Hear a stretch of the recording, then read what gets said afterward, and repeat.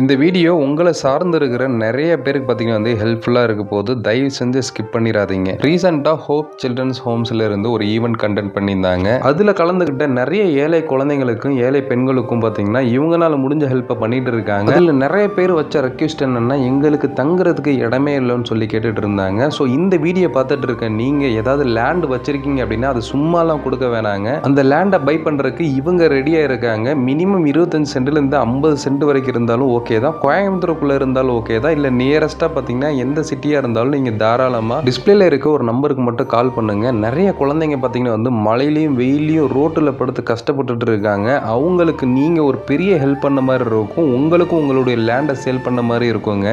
இதில் என்ன பெரிய விஷயம்னா, இதெல்லாம் நடத்துகிறதே பார்த்தீங்கன்னா எல்லாருமே குடும்ப பெண்கள் தாங்க. அவங்களாம் முன் வந்து அவங்களால முடிஞ்ச ஹெல்ப்பை இவங்களுக்கு பண்ணி கொடுத்துட்டு இருக்காங்க. சுயநலமாக நம்ம மட்டும் நல்லா இருந்தால் போதுன்ற நினைக்கிற இந்த காலத்தில் பெண்களாக சேர்ந்து நடத்துகிற ஹோப் சில்ட்ரன் ஹோம்ஸ்க்கு ஒரு லைக் மட்டும் பண்ணிடுங்க.